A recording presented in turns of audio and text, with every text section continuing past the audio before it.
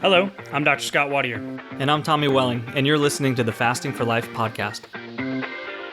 This podcast is about using fasting as a tool to regain your health, achieve ultimate wellness, and live the life you truly deserve.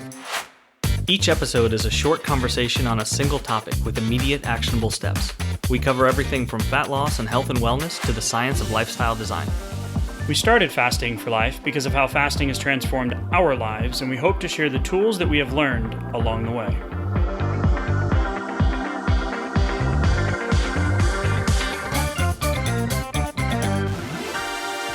Hey everyone, wanted to hop on real quick before we head to today's episode and let y'all know that the next Master Your Fasting Challenge is upon us. Yes, that is right. It is coming up on September 13th through the 19th. And the last Master Your Fasting Challenge we did in July, man, what an absolutely incredible time. The results were amazing. Tons of testimonials, positive feedback. So we decided that we're going to run this back a couple more times before, dare I say, the end of 2023 is upon us.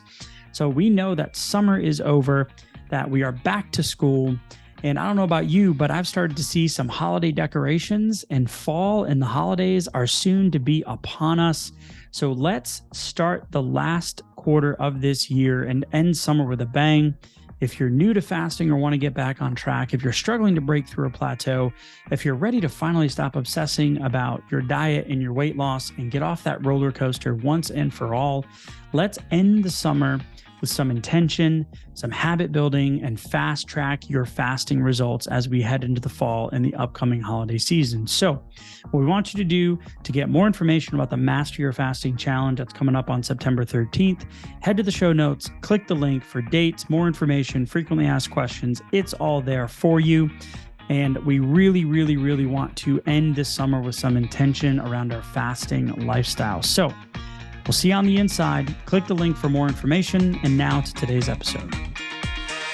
Hey, everyone. Welcome to the Fasting for Life podcast. My name is Dr. Scott Wadier, and I'm here, as always, with my good friend and colleague, Tommy Welling. Good afternoon to you, sir. Hey, Scott, how are you? Doing fantastic, my friend. I am pumped up about today's episode because we are bringing back the first two rules of fasting. And we had a really, really, really, really great question come in like 2 minutes before we were about to turn on the microphone. So we stopped. We thought through this and we're like, you know what? I really feel like this is something that needs to be unpacked and addressed. Mm-hmm. So we're going to talk about how we have the fasting conversation with loved ones and really kind of go into depth on what that looks like and give you guys some ways to navigate this conversation. And then we have a question about how to get your nutritional needs during OMAD that was put in from one of our incredible listeners. And thank you so much for your 5-star reviews. So if you are new to the podcast, welcome, welcome, welcome. If you want to hear more about our journey with our fasting and how now we are 190 episodes and almost 3 million downloads into this podcast adventure, we are very grateful for each and every one of you. But if you're new, head back to episode 1, take a listen on where we started and how our journey began. And it's the most downloaded episode that we have. Over 60,000 people have heard this message now. I mean, we believe that it relates because most of us have been in the position at some point in our weight loss or health journey, and we come to fasting for weight loss and for results. So there's just so many overlapped congruencies there. So if you're new, head back and give it a listen. And today, as always, we're going to give you 1 or 2, in this case, probably a dozen things you can walk away with all around this conversation of how to adapt this fasting lifestyle. And one of the big things is how to adapt it into today's world. Yes, fasting is becoming more mainstream. It's becoming more known, more accepted. It's been around since the dawn of time. Right? It's been around forever. The invention of food. Right. The art of fasting.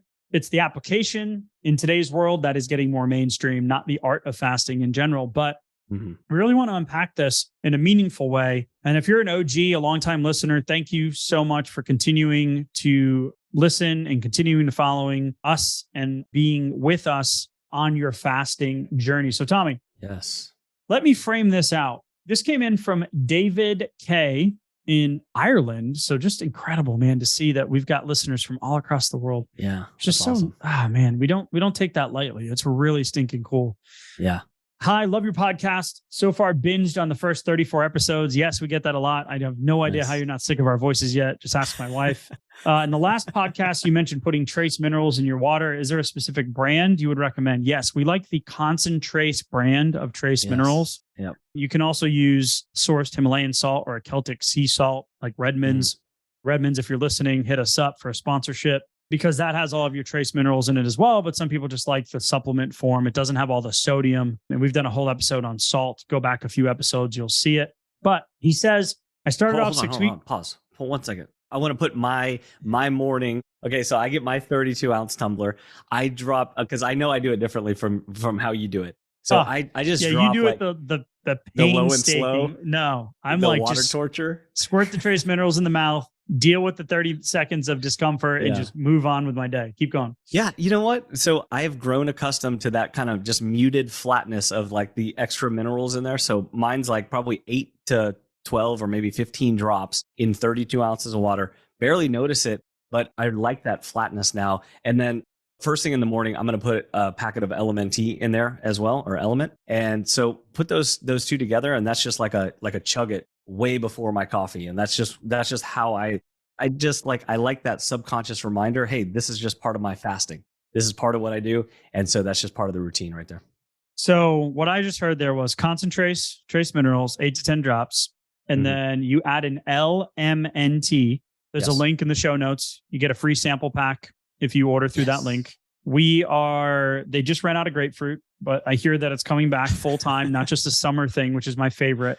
Nice. Mine too. It's good stuff. If you have questions about that, head to the show notes, click the Facebook community link, head there. There's discussions all over the place about LMNTs and breaking fast and whatnot.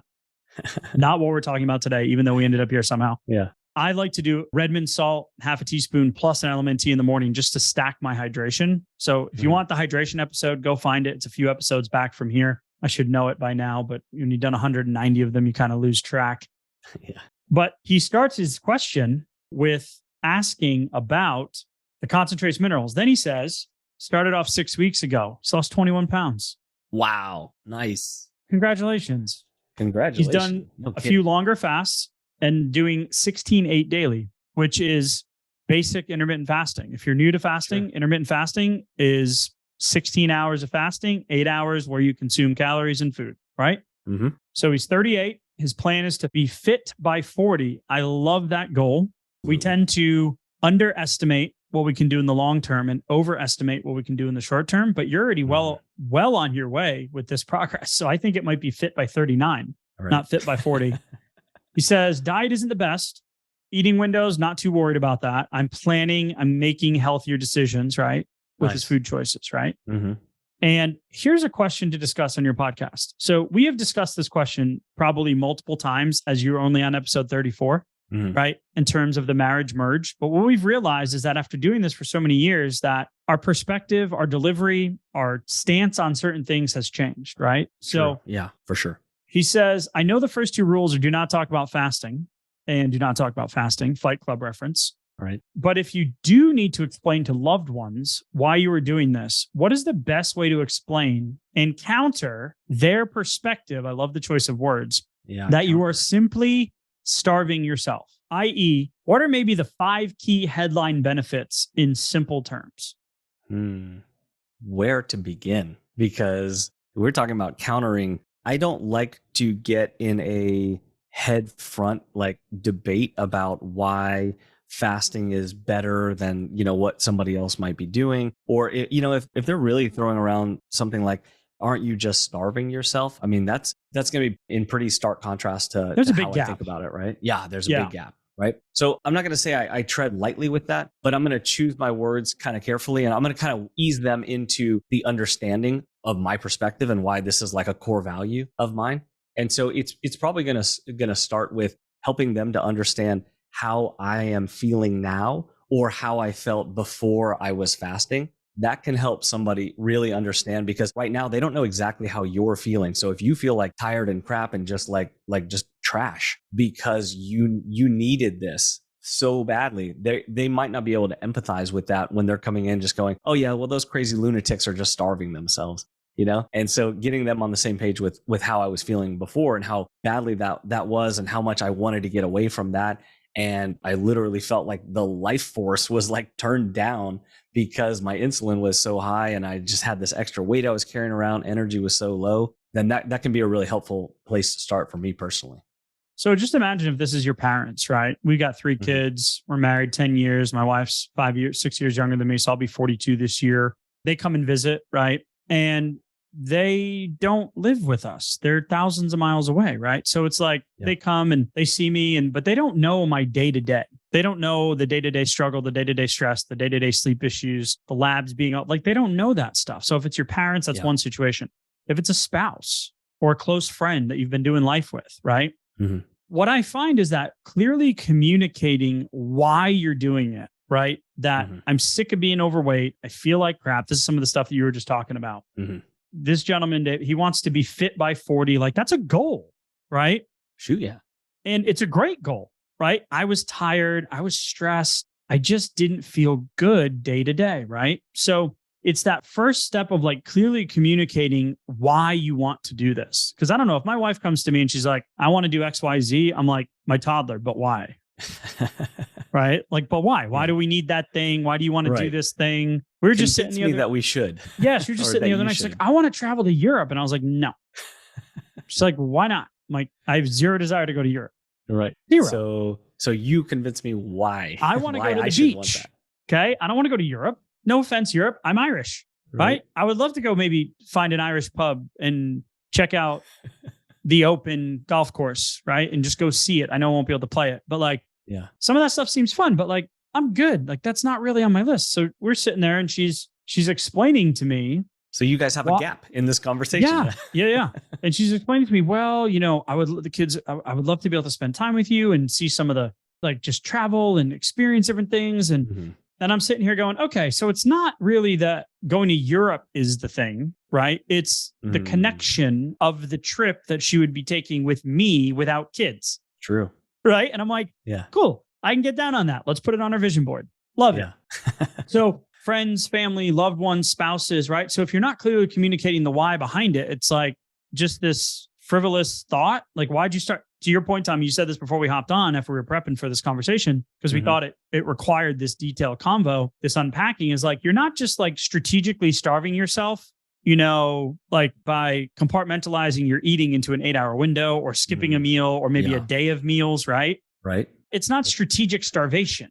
Yeah, I'm not just starving myself. I'm not just turning off the eating, right? I'm not going on a 40-day fast here or anything else like that. But if you think about it, like normal day-to-day operations, at least in America, in a lot of the developed world, is a lot of hours of potential eating opportunity. Some of it's very 14 to 16 hours if it's early breakfast and coffee with creamer all the way to late night post dinner before bedtime snacks. Oof. Yeah. I mean, it could be. By the way, definitely two hands raised. That used to be me. Carry on. Yeah. Right.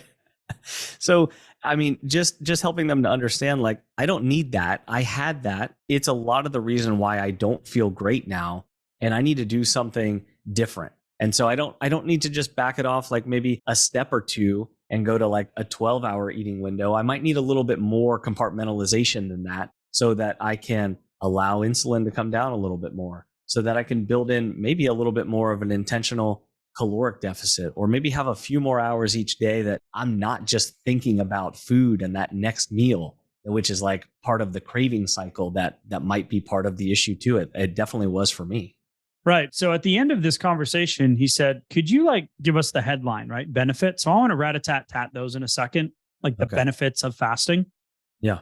But yeah, it still comes down to, so we started posting in our community group and it was like, yeah, I feel like the first 2 rules of fasting, it's kind of an outdated rule. And I'm like, not if you're looking at it through the lens of protecting your inputs. Yes. Right. So yes, good point. This component of doing this, with your loved ones, right? Well, if you do the same thing everybody else is doing around you, you're going to get the same results. Yeah. So if you've got 30, 40, 50 pounds to lose, I don't know what this gentleman's end goal is, but maybe it's 175. So he's got another 15 to 20, right? So maybe it's a total of 40 or 35. You're really eating food almost every day, unless you're not doing these. That's why we don't for sustainability purposes, we don't recommend doing 72-hour fast back to back to back to back to back. Like That's not sustainable. That's not making better food choices. That's not really a long-term plan for maintenance, right? Like, no, that's avoidance of decisions. Yeah, avoidance of the decision. Yeah. So I love this part where you're like, I'm just not thinking about food all day. But the problem is if you got this weight, multiply it by 3,500. Right. So if you got 50 pounds to lose, that's 175,000 calories of energy just stored on your body. Yeah. So, hey, loved one, I got plenty. Okay. This is how I feel. I've been saving up. I've been packing it away. Okay. Remember the behavior that I had? Remember when I overdid it? Well, now I'm working to underdid it. I'm working to undo that. Never mind the physiological benefits. So all I'm doing is moving my food into a window and allowing myself to be tapped into those stored calories, right? But the fear is with loved ones and friends and family and spouses that you're taking away from some of the experiences when you remove food and social constructs around food. True. Date nights, couch snacking, right? Late night snacks, movie nights, date nights. I might have already said that. Vacations, celebrations, birthdays, holidays, cultural hand-me-downs, traditions, right? Yeah. So that's why we always say start from a place of clearly communicating why. You don't want to be the fat dad bod at 40. I get it. Neither did I. Right. But I was well on my way there until I found something that I was able to adapt into a lifestyle. So a lot of the times our friends and family and whatnot feel like you're going to be taking away. And it's not intentional. It's not like they're not like, oh, don't get healthy, be sick and diseased with me. No. Of course. Yeah. Right. It's not like that, but they just don't see it from where you're coming from. And it hasn't been communicated in a way that resonates. Yeah. But what they might be thinking is, I don't want you sitting across the table from me, judging me while I'm eating and you're making this judgment holy piece. Or righteous. Righteous decision. It could be, a little bit of fear of that. So absolutely. We've heard that before. 100%. Yes. Helping them to understand and, just showing them hey, I can be at the table. I can have a sparkling water, maybe a Waterloo or a LaCroix, however you say it. I could be sitting there enjoying the time and, hey, maybe I'm feeling a lot less lethargic. Maybe my brain fog is down. Maybe my energy mood's better. Is up. Yeah. Maybe I'm actually present in this moment rather than just thinking about dessert or, some fast food or falling asleep on the couch. After the kids go to bed.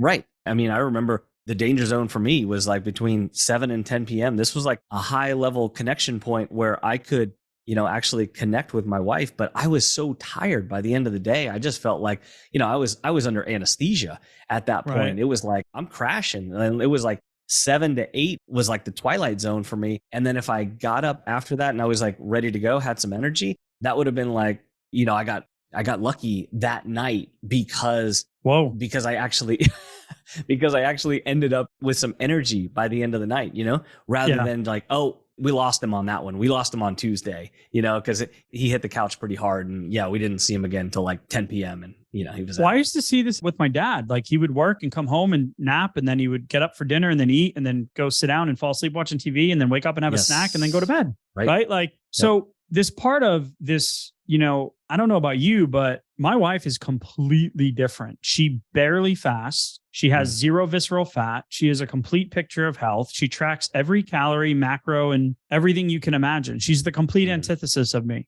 We are absolutely more happily married now than we were 10 years ago because me getting the weight off and getting healthy has brought vibrance back to our relationship. Okay. It's complete. I'm a completely different. She's like, how's fasting go? She knows when I'm fasting. I'm just nicer. I'm not as hangry. I'm not, it's just different, right? And everybody's different. So I'm just giving you a real life example. Even keel. On Wednesday nights, it's breakfast night. So she will text me. I don't even need her macros. She we make homemade gluten-free pizza, pancakes and breakfast for dinner on Wednesday nights. Mm-hmm. But I know it's 1 egg. It's half a tablespoon of avocado oil. It's a half a cup of Bob's Red Mill.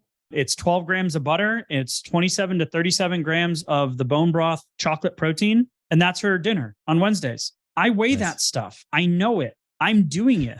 It's the least favorite thing that I do in my day is weighing her food for her. But I do it because that's how she gets results. That's how she wants to live her life. So there's that support piece. But trust me, I don't want to be doing it. But she also supports me on my fasting days and is there for me on that because now she sees me at a different level of health. Sure. But didn't she think you were crazy in the beginning though? Yes. Wasn't there a big gap? And during pregnancy, there was one point where like we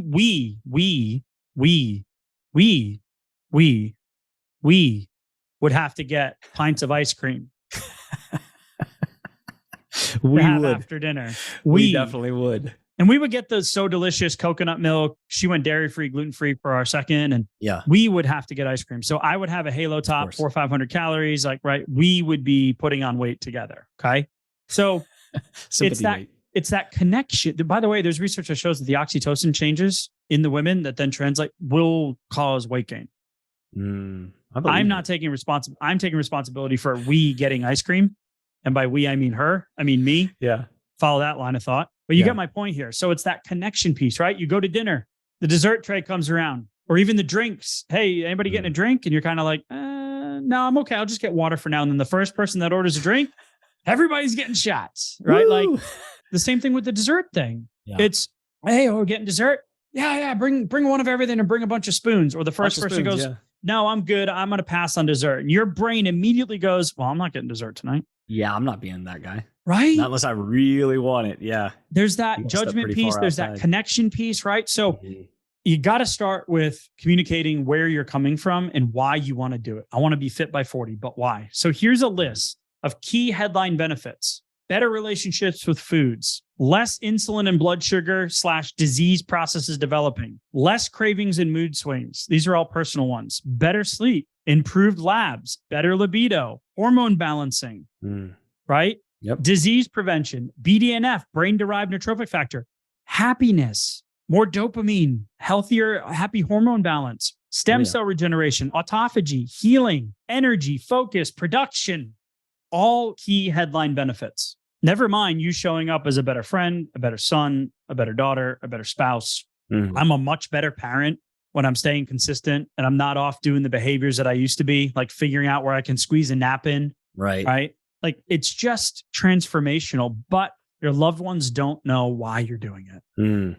Yeah. Even in the earlier parts of a relationship, when you're getting to know someone, when you're bonding, you're having, like a lot of times we front load quality time in the beginning of a relationship. Well, you get to show up differently during those times. Like when your brain fog is lower and your energy is better, you're more in the moment. You're able to think about things that aren't just all these food related decisions. We've quoted it before. There was research done in the past where they looked at how many food decisions did we actually think through and make on any given day. We all think it's maybe a dozen or two. Turns out it's over 200, 250, I believe. And the more weight that we have that we need to take off, the more food decisions we're making in any given day. If you think you're completely in the moment, connecting with somebody else when you're going through 250 or 350 different food decisions, you're incorrect. You're being pulled out of those moments constantly. And so as we get the weight down, as the insulin comes down, as we get better with our fasting, and it allows us to show up differently, for sure. We have better concentration and focus and all these other things.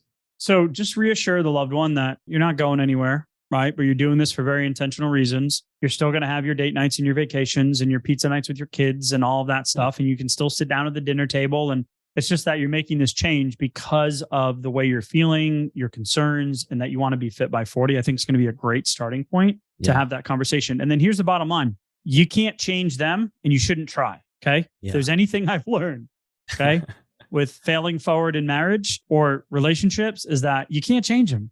Right. So do what's working for you. Do it respectfully. Don't put judgment or any of that kind of stuff into it. Like, oh, you should be doing this too. Right. Bring in third party authority. When my wife and I merged our completely different ideas on finances back in the day. And now we have a weekly CEO, COO meeting where she runs that part now.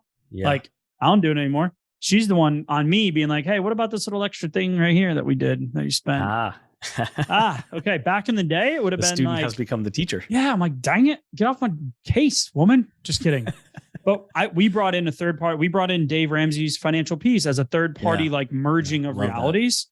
So we needed it, right? So this goes into a second question that was like, okay, well, how long are you going to do this for, right? Or this question that we got from one of our 5-star reviews, which was, how do you get your nutritional needs during OMAD, right?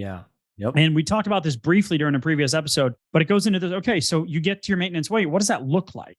What are you going to do now, right? Well, You're going to have to figure out what your day-to-day looks like. Where are your non-negotiables? Where are your date nights? Where are your vacations? Where are the meals you want to have with your family, right? Or your loved ones, like in this case. So how do you explain it to your loved ones? Well, you want to put those and make sure that they know that they're a priority as well, right? Because OMAD is not typically a long-term maintenance strategy for most people, right, Tommy? Yeah, it's a good point. And sometimes that fear from a loved one can actually come from the fact that they don't understand what you would be doing long term, because even if they are looking at it like strategic starvation or whatever it is, he goes again with another bad diet he's not going to stick to. Another crazy thing. Here comes the roller coaster, the diet yo-yo again. So if they can't see it long term, then that puts even more like contrast between reality and then, why are they being kind of, scared or even judgmental in this moment?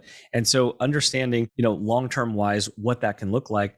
So like this question, how do you get your nutritional needs met in OMAD? Well, if you're a smaller framed individual and maybe your caloric needs are very low and you're used to eating very highly calorically dense foods, you might be able to pull off like OMAD for maintenance kind of nutrition. But for most folks, and especially as we get into the larger framed individuals, you could be at 2,000, 2,500 plus calories that you're going to need. That's going to be very difficult to get on a single plate.